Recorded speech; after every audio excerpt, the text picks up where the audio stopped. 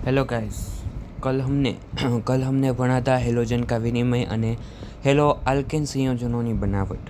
આજે આપણે ભણીશું hello arene સંયોજનોની બનાવટ। રાઈટ।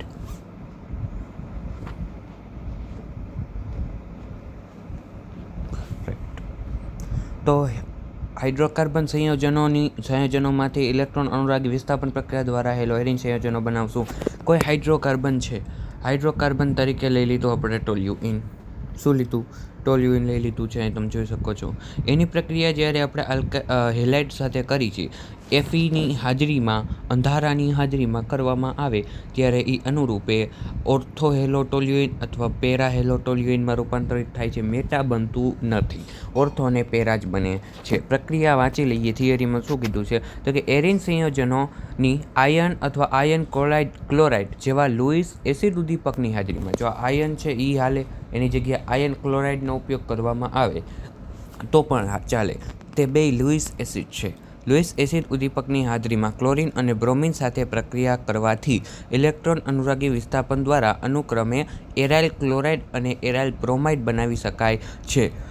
હવે શું કીધું છે કે ઓર્થો અને પેરા સમઘટકોને તેઓના ગલનબિંદુમાં મોટા તફાવતને કારણે સહેલાઈથી અલગ પારખી શકાય છે। આયોડિન સાથેની પ્રક્રિયા પ્રતિવર્તી સ્વભાવની હોય છે। આ પ્રક્રિયામાં ઉત્પન્ન થતા HIના ઓક્સિડેશન માટે પ્રબળ ઓક્સિડેશન કરતા જેવા કે HNO3 અને HiO4 ની હાજરીની જરૂર પડે છે। ફ્લોરિનની ઊંચી પ્રતિક્રિયાત્મકતાના કારણે આ પદ્ધતિથી ફ્લોરો સંયોજનો બનાવી શકાતા નથી। એટલે કોઈ પણ આપણે હાઇડ્રોકાર્બન લીધું, જેમ કે મેં લીધું છે ટોલ્યુઇન, ટોલ્યુઇનની જગ્યાએ હું લઈ શકું છું બેન્ઝાલ્ડિહાઇડ। એની પ્રક્રિયા કોઈ હેલાઇડ સાથે કરી, અંધારાની હાજરીમાં કરી, આપણે એફીની હાજરીમાં કરી, તો એ મુખ્ય નિપજ તરીકે ઓર્થો હેલાઇડ બને, કાં ઓર્થો બને, કાં પેરા બને, મેટા બનશે નહીં ફરજિયાત, કાં ઓર્થો બનશે કાં પેરા બનશે, મેટા નહીં બને। આટલી વસ્તુ તમારી યાદ રાખવાની। અહીંયા આવે, અહીંયા તો ઓલ વિસ્થાપન હોય GOO, અહીંયા આવી શકે, અહીંયા આવી શકે, અહીંયા આવશે નહીં, અહીંયા આવે મેટા થઈ જાય એટલે રાઈટ છે। નેક્સ્ટ આપણને પ્રક્રિયા આપી છે એમાઇન સંયોજનો। આ મોસ્ટ આઈએમપી પ્રક્રિયા છે, ધ્યાન રાખજો, આ ખાસ મોસ્ટ આઈએમપી પ્રક્રિયા છે। મોસ્ટ આઈએમપી પ્રક્રિયા આપણે અહીંયા જોવાની છે, જોઈ શકો છો તમે। શું કીધું છે તમને?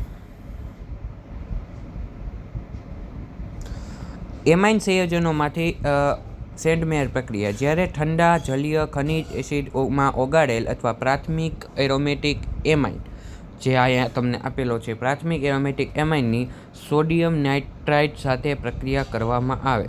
સોડિયમ નાઇટ્રેટ સાથે પ્રક્રિયા, જ્યારે પ્રાથમિક એમાઇનની સોડિયમ નાઇટ્રેટ સાથે પ્રક્રિયા કરવામાં આવે છે ત્યારે ડાયએઝોનિયમ ક્ષાર બને છે, તાજા બનાવેલા ડાયઝોનિયમ ક્ષાર। હવે આ ડાયઝોનિયમ ક્ષાર બીનો જો અહીંયા, હવે આ તાજા બનાવેલા ડાયઝોનિયમ ક્ષારની ક્યુપસ ક્લોરાઇડ અથવા ક્યુપસ બ્રોમાઇડ જેવા ક્યુપસ હેલાઇડ સંયોજનો અથવા ક્યુપસ હેલાઇડ એસિડ સાથે પ્રક્રિયા કરવાથી ડાયઝોનિયમ સમૂહનું ક્લોરાઇડ, ડાયઝોનિયમ સમૂહ એટલે આ સમૂહ, આને કહેવાય ડાયઝોનિયમ સમૂહ। ડાયઝોનિયમ સમૂહનું કોઈ પણ હેલાઇડ જેવા કે ક્લોરાઇડ અથવા બ્રોમાઇડ વડે વિસ્થાપન થાય છે અને મુખ્ય નિપજ તરીકે હેલાઇડ સંયોજનો બને છે। અહીં તમે જોઈ શકો છો હેલાઇડ બની ગયું છે।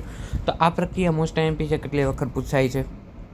ઓકે, આ પ્રક્રિયાને સેન્ડમેયર પ્રક્રિયા તરીકે ઓળખવામાં આવે છે, યાદ રાખજો ગાઈઝ, અને સેન્ડમેયર પ્રક્રિયા તરીકે ઓળખવામાં આવે છે। આયોડિન દ્વારા ડાયઝોનિયમ સમૂહના વિસ્થાપન માટે ક્યુપસ હેલાઇડ સંયોજનોની હાજરીની જરૂર પડતી નથી। ડાયહેલાઇડ સંયોજન, હવે આમાં તમારે અહીંયા જે ક્યુપસ હેલાઇડ અથવા ક્યુપ્રિક એસિડ જેવા સંયોજનોની જરૂર નથી, કેમ કે આયોડિન એટલું સક્રિય છે કે ઝડપથી ડાયઝોનિયમ સમૂહનું વિસ્થાપન કરી શકે છે। જે કે સામાન્ય પોટેશિયમ આયોડાઇડ હોય એની સાથે ડાયઝોનિયમ સમૂહની પ્રક્રિયા કરવામાં આવે ત્યારે મુખ્ય નિપજ તરીકે હેલાઇડ ઝડપથી બની જાય છે। રાઈટ છે, આટલું ક્લિયર છે? ઓકે, આના પછી કોહિર અને સ્વાદી ઉદલખન સંબંધિત છે, જે હું નેક્સ્ટ લેક્ચરમાં કહીશ। પછી ભૌતિક ગુણધર્મ, આ ક્યાંય પૂછાતા નથી, ભૌતિક ગુણધર્મ કરવાના નથી, ખાલી ખબર હોવી જોઈએ કે ઉત્કલન બિંદુ અને ગલન બિંદુ કેના વધુ છે અને કેના ઓછા છે, એટલી તમને ખબર હોવી પડે ફરજિયાત। જેમ કે જેમ આલ્કાઇલ સમૂહની સંખ્યા વધે તેમ ગલનબિંદુમાં શું થાય? વધારો થાય.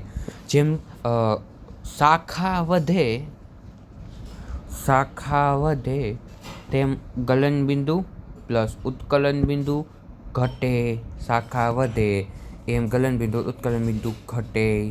જેટલી શાખા લાંબી, આનું ગલનબિંદુ તમે જોઈ શકો છો, જો આનું ગલનબિંદુ હંધાઈથી ઓછું છે, કેમ કે આમાં શાખાઓ વધી ગઈ છે. આ સરળ એક જ શાખા તો આનું હંધાઈથી વધુ ગલનબિંદુ છે. એ રીતે છે. પછી આ ક્રમ યાદ રાખવાનો કે હંધાઈથી વધુ આયોડિનનું હોય, પછી બ્રોમિનનું હોય, પછી ક્લોરિનનું હોય, પછી ફ્લોરિનનું હોય. રાઈટ છે. નેક્સ્ટ,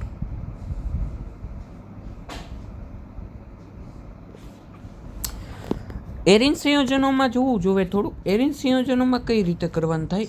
તો એરિન સંયોજનોમાં છે ને, હંધાઈથી પહેલાં ઉત્કલન બિંદુ ઓર્થોનું હંધાઈથી વધુ, એથી પેરાનું, એથી મેટાનું. રાઈટ છે આટલું? અને ગલન બિંદુમાં હંધાઈથી પેરાનું વધુ, પછી ઓર્થોનું હતું, અને પછી મેટાનું હતું. આ બે ક્રમ ખાસ યાદ રાખજો. ઓકે, હવે દ્રાવ્યતા. સમાન દ્રાવકો સમાન દ્રાવ્યમાં દ્રાવ્ય થાય. માનો કે અધ્રુવીય ભાગ હોય તો એ અધ્રુવીય દ્રાવક જેવા કે કાર્બનિક દ્રાવકોમાં દ્રાવ્ય થાય. ધ્રુવીય ભાગ હોય તો એ પ્રાણી જેવા ધ્રુવીય દ્રાવકમાં દ્રાવ્ય થાય. બસ આ દ્રાવ્ય થાય કે આ એમપી નથી, ક્યાંય પૂછાતી નથી, એટલું બધું ધ્યાન દેવાની જરૂર નથી. ઓકે, હવે હેલોજન સંયોજનોની પ્રક્રિયા. Reaction of haloalkane.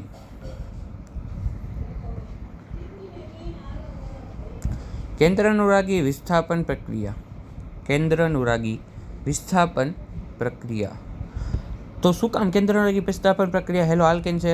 કેન્દ્રાનુરાગી વિસ્થાપન પ્રક્રિયા શું કામ મુશ્કેલ છે? પહેલાં તો કેન્દ્રાનુરાગી વિસ્થાપન પ્રક્રિયા કઈ રીતે થાય છે પહેલાં એ જોઈશું. નેક્સ્ટ લેક્ચરમાં અહીંયાથી કન્ટિન્યુ થઈશું.